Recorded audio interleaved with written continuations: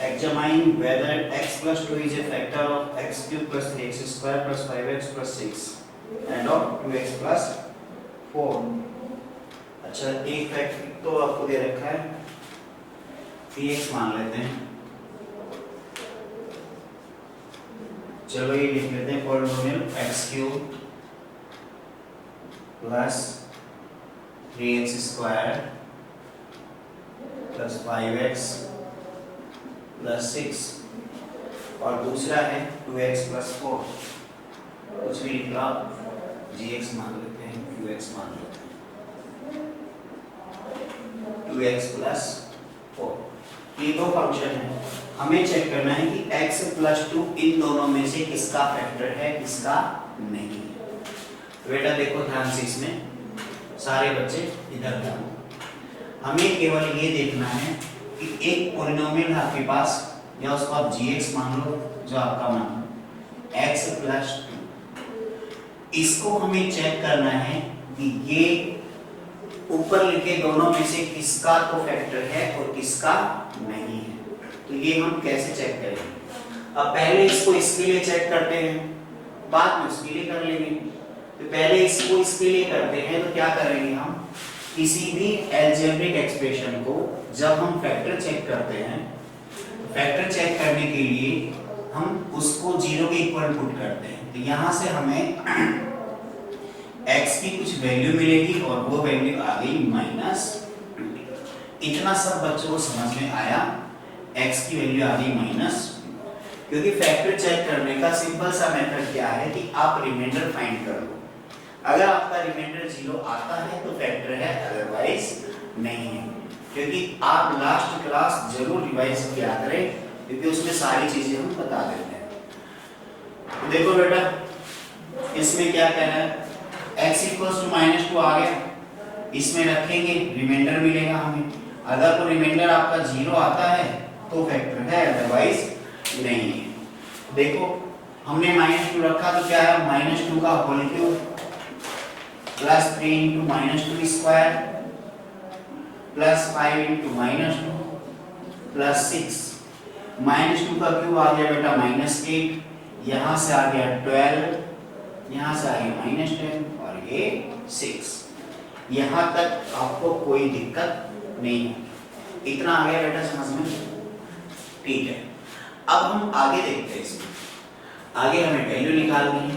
Value निकालेंगे तो क्या है, देखो -10 और -8 कितना आ गया, माइनस का 18 और पॉजिटिव नंबर +12 +6 ये भी 18। इसका मतलब आ गया 80 - 18। अगर आपके पास इसका रिजल्ट 0 आता है तो हम ये कह सकते हैं कि ये जो gx है ये इसका फैक्टर है, अदरवाइज नहीं है। इतना आया सब बच्चों को समझ में। अब हम आगे बढ़ते हैं। देखो अब इसमें भी आपको दोबारा यही क्वेश्चन दोबारा करना है कि gx को वापस चेक करना है, किसके लिए, qx के लिए। तो हम वापस इसको =0 पुट करेंगे तो x तो आपके पास वही आएगा -2, x तो आपके पास वही आएगा -2। अब हम क्या करें, यहाँ से q के अंदर -2 रखते हैं, क्या आएगा 2 × -2 + 4 देन -4 + 4 = 0। तो यहाँ भी रिमाइंडर क्या आया, 0। अगर रिमाइंडर 0 आता है तो बेटा ये इसका फैक्टर है, अदरवाइज नहीं है। आप इसको नोट कर लो, हम आगे बढ़ते हैं। जिन बच्चों को वीडियो क्लियर नहीं आ रही, बेटा नेटवर्क का इश्यू है, थोड़ा सा सब्र रखे, पेशेंस रखा करें, थोड़े बहुत आ जाएगी वीडियो क्लियर। आपका भी नेटवर्क शायद कम आ रहा होगा, फिर भी किसी को दिक्कत है तो बोल देना।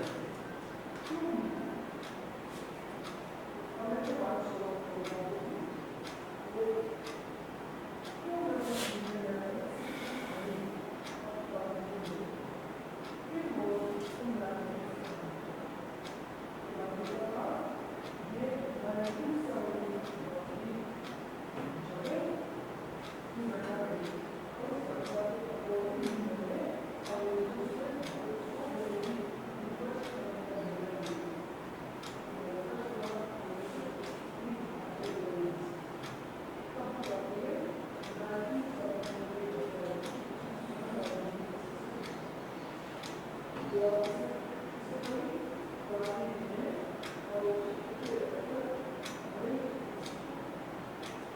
अननोन टर्म k दिया है, उसकी वैल्यू फाइंड करनी है।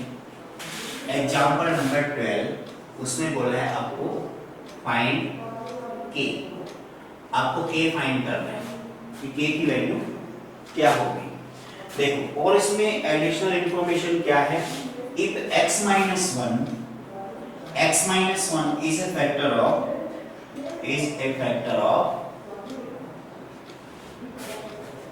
x minus 1 किसका फैक्टर है, इसमें बोला है 4x cube plus 3x square minus 4x plus k, ये लिखा हुआ है 4x cube plus 3x square minus 4x plus k। ये एक पॉलिनोमियल है, आपसे पूछा है k की वैल्यू अगर x माइनस 1 इसका फैक्टर है तो देखो बेटा ध्यान से बोल, सर लास्ट में नहीं आया, आ जाएगा बेटा। कौन सा लास्ट में, अभी तो शुरू कर रहे हो, पिछले वाले का लास्ट तो गया आया। पूछना हो तो पूछ लेना बेटा, बता देंगे। पहले क्वेश्चन खत्म कर लेते हैं, एक बार ये पूछ लेना। देखो बेटा इसमें हमें पहले से गिवन है, चेक नहीं करना है, गिवन है। गिवन क्या है, x माइनस 1 है वो फैक्टर है, इज फैक्टर ऑफ, हम मान लेते हैं ये पूरा का पूरा किसके बराबर है, px के बराबर। आया कि नहीं आया इतना समझ में? हमने मान लिया x माइनस 1 है वो फैक्टर है px का, ऊपर जो दिया हुआ है पॉलिनोमियल उसका। ऐसा क्वेश्चन में भी साफ साफ बोला गया है ये इसका फैक्टर है, आपको कंफ्यूज नहीं होना, ना ही चेक करना है कि रिमाइंडर 0 आए तो ही फैक्टर होगा। आपको तो बिल्कुल उसने क्लियर कहा है कि ये इसका फैक्टर है। अगर ये इसका फैक्टर है सो रिमाइंडर इज, तो बेटा रिमाइंडर क्या आएगा, 0 आएगा। ये भी कंफर्म है, ये भी 100% श्योर है कि रिमाइंडर इक्वल्स टू 0। क्यों? क्योंकि वो सर ये एग्जांपल करवा रहे हैं। हाँ बेटा एग्जांपल ही करवा रहा हूँ, तो क्या करवा रहा हूँ, क्या करवाऊँ, एग्जांपल ही मेरे पास, क्वेश्चंस में करवाएंगे, चलिए सीख लो। देखो रिमाइंडर क्या होगा, 0 होगा। अब रिमाइंडर कैसे फाइंड करते हैं, यहाँ से आओ आगे। आपके पास जो x माइनस 1 है उसको इक्वल टू 0, यहाँ से x की वैल्यू मिल गई 1। x की वैल्यू हम px में पुट करते हैं, तो px आपका जो दे रखा है उसमें x की जगह 1 पुट करते हैं। 4 into 1 cube plus 3 into 1 square minus 4 into 1 plus k। अब इससे आप निकालते हो रिमाइंडर, इससे क्या निकालते हो, रिमाइंडर। लेकिन क्वेश्चन में साफ बोला है उसने कि रिमाइंडर 0 ही होगा, तो हम यहाँ से मान लेते हैं इसके इक्वल टू 0। आया बच्चों समझ में? इक्वल टू 0 क्यों रखा, क्योंकि उसने साफ साफ बोला है कि ये इसका फैक्टर है, और इसका फैक्टर है तो रिमाइंडर 0 होगा। हम 0 कब नहीं रखते, जब हमें ये नहीं कहा जाता, जब हमें ये कहा जाता कि चेक करो फैक्टर है या नहीं, तब हमें चेक करते, फिर देखते 0 आता है या नहीं, क्योंकि उस टाइम हमें कहा नहीं जाता वो कि फैक्टर है। तो बेटा यहां से आ गया आपके पास में, ये तो 4 आ गया, ये आ गया 3 minus 4 plus k equals to 0। अब 4 से 4 काट देंगे हम, ये लो काट गया, क्या बचेगा, k इज इक्वल्स टू -3। सब बच्चों को दिख रहा होगा, जिसको नहीं दिख रहा बता देना। चलो मैं बता देता हूं।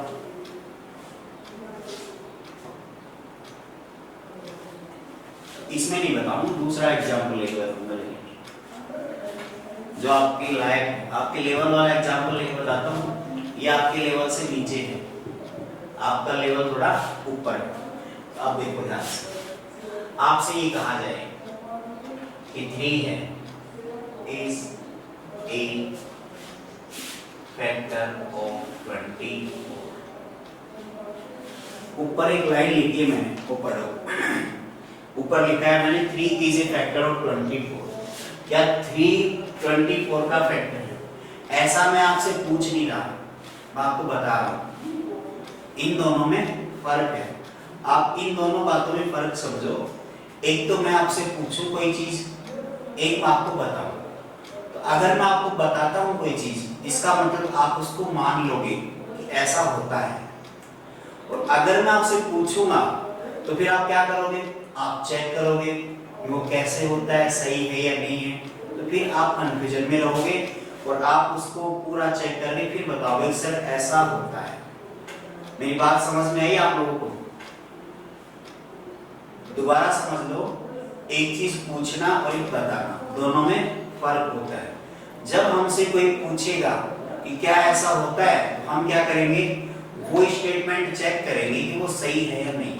अगर वो सही होगा तो हम कहेंगे हाँ ऐसा होता है, और अगर स्टेटमेंट सही नहीं है तो हम ये कहेंगे चेक करके कि ऐसा नहीं होता। दूसरी बात, वो हमसे पूछता नहीं, वो हमसे ये कहे कि ऐसा ही होता है, वो हमसे बोले कि ऐसा ही होता है, तो क्या हम उसको चेक करेंगे? नहीं करेंगे। वो हमें बता रहा है, पूछ नहीं रहा है।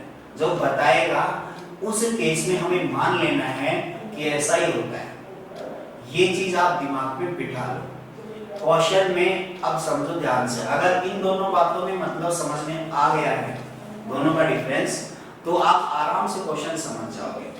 अब तक जो पहले क्वेश्चन होते थे उनमें हमसे पूछा जाता था कि कौन किसका फैक्टर है, चेक करो। यही तो कहा जाता था कि ये अलजेब्रिक फंक्शन दूसरे वाले का फैक्टर है या नहीं, चेक करो। उस केस में हमसे पूछा जाता था, और जब पूछा जाएगा उस केस में हम क्या करेंगे, रिमाइंडर निकालेंगे, चेक करेंगे, अगर 0 आता है तो फैक्टर है, अदरवाइज नहीं है। यही तो करते थे। लेकिन अब उसने यहाँ पे बात बदल दी है। इस क्वेश्चन में उसने क्या कहा है, उसने हमसे पूछा नहीं है, उसने हमें बताया है। उसने हमें क्या बताया है कि ये इसका फैक्टर है, बता दिया उसने। तो क्या आपको रिमाइंडर चेक करना है या मानना है? आप रिमाइंडर 0 चेक करोगे या मानोगे कि रिमाइंडर 0 ही आएगा? उसने पहले ही बोल दिया है कि ये इसका फैक्टर है। तो जब फैक्टर उसने कंफर्म कर दिया तो हम अपनी तरफ से ये भी कंफर्म कर लेंगे कि अगर कोई किसी का फैक्टर है तो रिमाइंडर तो 0 ही होगा। ये हम कंफर्म रखेंगे कि नहीं रखेंगे बात? तो यही बात है कि वो हमें बता रहा है इस क्वेश्चन में कि इसका फैक्टर ये है, तो फैक्टर है तो हम ये भी मान लेंगे कि रिमाइंडर भी 0 है। और इतना मानने के बाद हम रिमाइंडर वाली प्रोसेस लगाएंगे। अब वैसे तो हमारा रिमाइंडर ऐसा कुछ आएगा, लेकिन उसने बोल ही दिया पहले ही कि रिमाइंडर 0 आपको मान लेना है, चेक नहीं करना है, क्योंकि फैक्टर है हम 0 मान लेंगे, और जैसे 0 मानेंगे तो k मिल जाएगा। अब बताओ बेटा, आपको समझ में आया कि नहीं आया? जिस बच्चे को दिक्कत थी, जिस बच्चे को दिक्कत थी पूछो। दोनों बातों में डिफरेंस समझना, ढंग से पूछना और बताना फर्क होता है। आपसे कोई कहे आप बेवकूफ हो तो बताओ, कोई आपसे पूछेगा तो आप रिप्लाई करोगे, आप मना भी कर सकते हो, आपके पास ऑप्शन है। लेकिन अगर आपको बताया जाए कि आप बेवकूफ हो, फिर आपको कैसा लगेगा? फिर आपके पास मना करने का ऑप्शन नहीं हो, तो मानना है आपको बताया जा रहा है, फिर आपको बुरा लगेगा ना। तो अच्छा लगना बुरा लगना दोनों बातों में डिफरेंस है। एक ही बात से दोनों मतलब समझ सकते हैं। बेटा अब हम आगे बढ़ते हैं अगले एग्जाम्पल की तरफ। एग्जाम्पल नंबर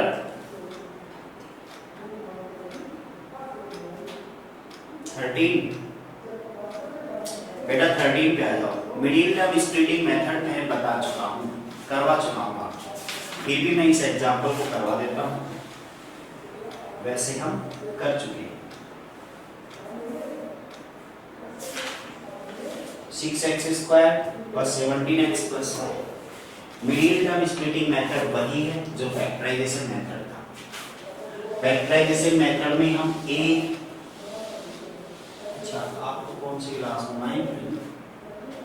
मेथड तो पढ़ा है, फैक्टराइजेशन नहीं पढ़ा है ना, तो 10th में बेटा अब तो हम इसकी ABCD पढ़ेंगे। मैं भूल गया था ना, आप पढ़ेंगे तो पता नहीं। 10th क्लास में बेटा फैक्टराइजेशन अभी स्टार्टिंग है उसकी, मिडिल टर्म स्प्लिटिंग मेथड, तो आपको पूरा पढ़ना पड़ेगा। टाइम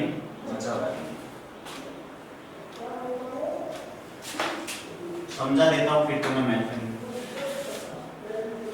क्या मैंने फैक्टर करना बता दिया आपको, बीच वाले पार्ट को ब्रेक करके दो अलग अलग फैक्टर निकालते हैं, ऐसा किया था?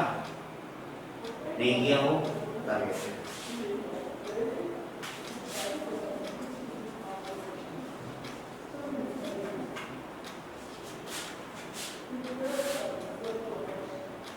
स्प्लिटिंग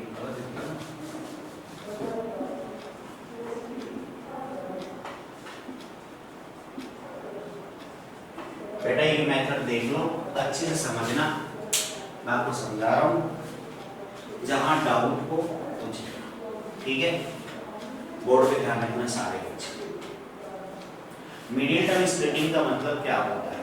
हमें एक इक्वेशन दे रखी होती है, इक्वेशन देके वो हमसे पूछता है कि x की वैल्यू निकालो। जैसे फॉर एग्जांपल आपसे ऐसा इक्वेशन फॉर्मेट दिया होता है, ये मान लेते हैं कोई क्वाड्रेटिक इक्वेशन है, ध्यान देना ये क्वाड्रेटिक इक्वेशन है a b c, ax² bx + c = g।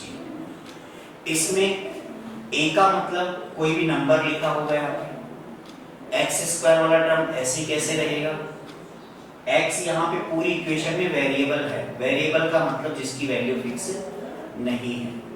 x आपके पास वेरिएबल है, a कांस्टेंट है कोई, वापस x वेरिएबल, b कोई कांस्टेंट है और c आपका वापस कांस्टेंट है। वेरिएबल कौन हो गए?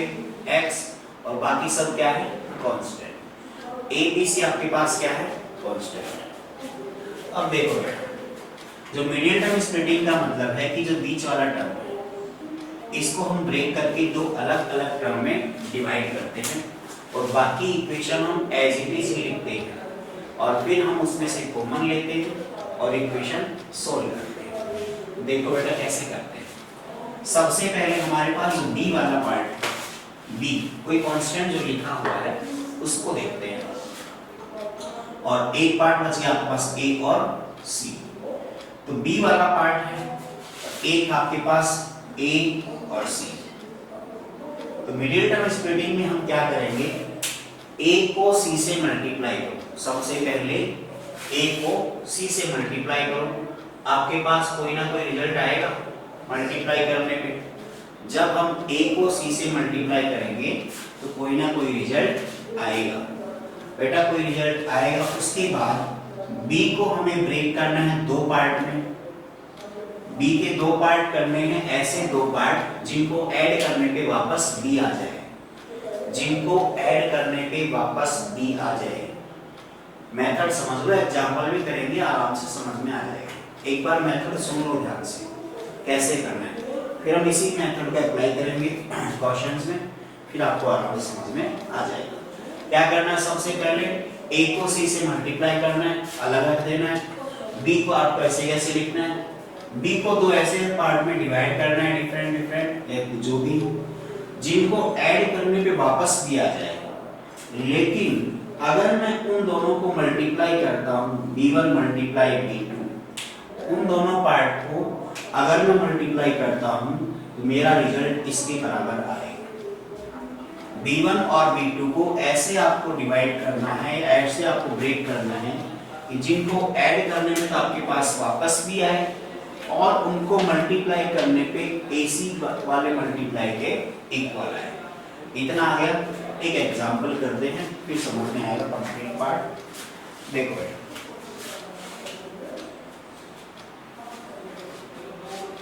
एग्जांपल +5। देखो ये आपके पास कोई भी एक दे रखा है। अब ये जो इक्वेशन दे रखी है हमें इसको फैक्टराइज करना है कौन से मेथड से? मिडिल टर्म स्प्लिटिंग मेथड से। हम मान लेते हैं कि क्वाड्रेटिक इक्वेशन। अब इसको कैसे सोल्व करते हैं? इसको जब सोल्व करेंगे तो सबसे पहली कंडीशन क्या है बेटा कि a को c से मल्टीप्लाई करना है। तो जब a को c से मल्टीप्लाई करेंगे, a का काम तो कर रहा है 6 और c का काम कर रहा है 5। हमने इसको मल्टीप्लाई किया, कितना आ गया 30। इतना सब बच्चों को समझ में आया? इसके बाद हम इसमें देखते हैं बेटा, आपके पास जो बी वाला पार्ट है वो कौन है, 17। तो बी वाला जो पार्ट है हमें उस पार्ट को ऐसे दो पार्ट में डिवाइड करना है या ऐसे दो टुकड़ों में अलग अलग करना है जिनको ऐड करने पे वापस 17 आए और मल्टीप्लाई करने पे 30 के इक्वल आए। तो मैं मान लेता हूँ 15 एंड 2। ध्यान देना, आप कुछ भी मानो, 2-4 बार इसको जब ट्राई करोगे आराम से समझ में आ जाएगा। तो यहाँ से ये 15 है और ये 2 है, इन दोनों को ऐड करने पे 17 मिला हमें और इन दोनों को मल्टीप्लाई करने पे 30 ही मिलेगा। तो जो मिडिल टर्म है इसको स्प्लिट करके हम क्या लिखेंगे, 15x और 2x। तो यहाँ से जो इक्वेशन आएगी आपकी 6x² plus 15x plus 2x plus 5 equals to 0। अब हम क्या करेंगे, जो पार्ट हम कॉमन ले सकते हैं कॉमन लेंगे। यहाँ से कॉमन लेंगे, ये कॉमन आ गया 3x, बचेगा आपके पास में 2x प्लस 5। यहाँ से कॉमन लेंगे 1, जहाँ कुछ भी कॉमन नहीं आता है वहाँ 1 कॉमन लेते हैं। फिर ये अंदर वाला पार्ट एज इट इज आता है, 1 कॉमन लेने से कोई फर्क नहीं पड़ता। बेटा लास्ट लाइन क्या आएगी, फिर यहाँ से लेकर यहाँ तक इन दोनों पार्ट में क्या कॉमन है, 2x प्लस 5, ये फैक्टर कॉमन है। फर्स्ट वाले पार्ट में बच गया 3x, सेकंड वाले में बच गया प्लस 1 इक्वल्स टू 0। तो ये आपके पास इसके दो फैक्टर आ गए। इक्वल टू 0 मैंने इसलिए लगाया है कि इसको इक्वेशन बना के आप x की वैल्यू निकाल सको। आपसे केवल इतना ही पूछा जाए कि यहाँ तक दिया हुआ है फैक्टराइज करो, तो आप यहाँ तक छोड़ दो, इक्वल टू 0 सबका हटा दो। इतना बच्चों समझ में आया, फटाफट इसको नोट कर लो। ये हमने फैक्टराइज करना सीखा है। एग्जांपल 30,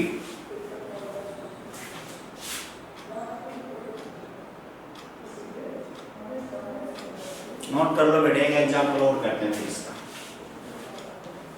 किसी बच्चे को कोई समस्या हो तो पूछ लेना।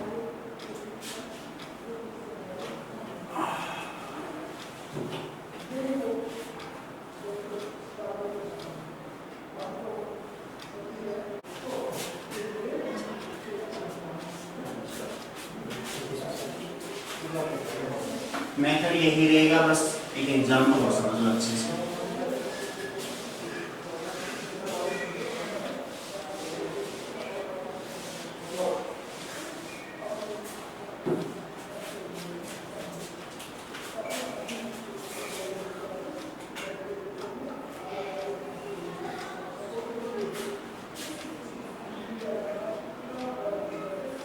ये एक्सप्रेशन दिया हुआ है 2x² प्लस 7x प्लस 3। हमें इसको क्या करना है, मिडिल टर्म स्प्लिट करना है।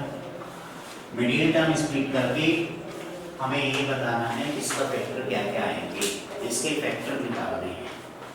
तो देखो ये मान लो px दिया हुआ है, मान लेते कि px है, तो px ये दिया हुआ है, तो हम मिडिल टर्म को स्प्लिट करना है। तो बेटा px में देखो a मल्टीप्लाई c निकालेंगे तो 2 इंटू 3 आ गया आपका 6, और जो b है उसको b है आपका 7 को हमें दो ऐसे पार्ट में ब्रेक करना है जिसको मल्टीप्लाई करने पे 6 आए और ऐड करने पे 7 आए। तो हम मान लेते हैं बेटा वो 6 एंड 1, तो ये दोनों नंबर मान लेंगे आराम से, एक 6 हो गया और एक 1 हो गया। इन दोनों को ऐड करने पे 7 आसानी से आ जाएगा और मल्टीप्लाई पे 6 भी आ जाएगा।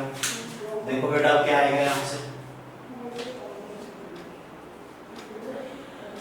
जो px आपका वो आ गया 2x स्क्वायर, 7x को आपने स्प्लिट किया तो 6x प्लस 1x प्लस 3। तो यहाँ से कॉमन लेंगे शुरू वाले दोनों पार्ट में, तो 2x आ गया कॉमन, x प्लस 3, 1 कॉमन ले लिया x प्लस 3, यहाँ से x प्लस 3 कॉमन ले लिया, फिर आएगा आपके पास 2x प्लस 1। तो ये आ गया px का factorization by using middle term splitting method. ठीक है बेटा, किसी बच्चे को कोई प्रॉब्लम नहीं होगी। आगे जब आप 10th क्लास में जाएंगे तो ऐसा ही मेथड यूज होगा, वहां आपको मिडिल टर्म स्प्लिटिंग मेथड ना मिलके फैक्टराइजेशन मेथड मिलेगा। और उस मेथड के अंदर क्या करना है आपको, इक्वल टू 0 लगाना है और x की वैल्यू निकालनी है। वो भी सिखाएंगे अगले एग्जाम्पल में, आप ये नोट करो।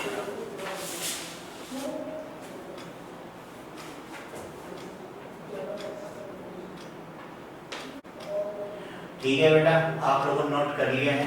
एक दो एग्जाम्पल और लिखता हूँ, आपको ट्राई करना है घर पे, हो जाए तो अच्छी बात है, नहीं हो तो कल आप करवाएंगे।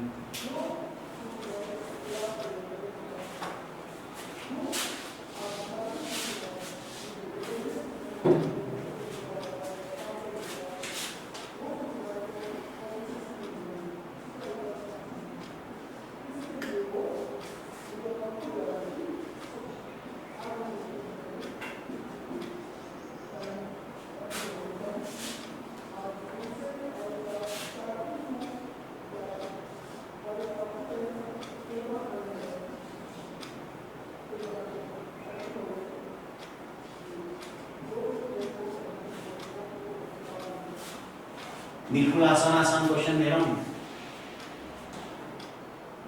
फटाफट लिख लो।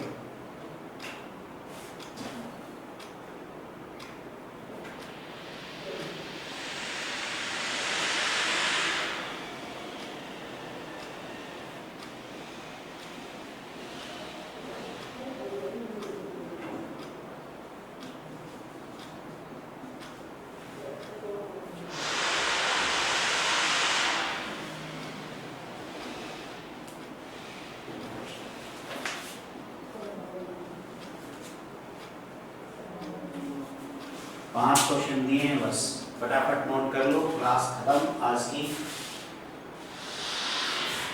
आज के लिए बस इतना ही।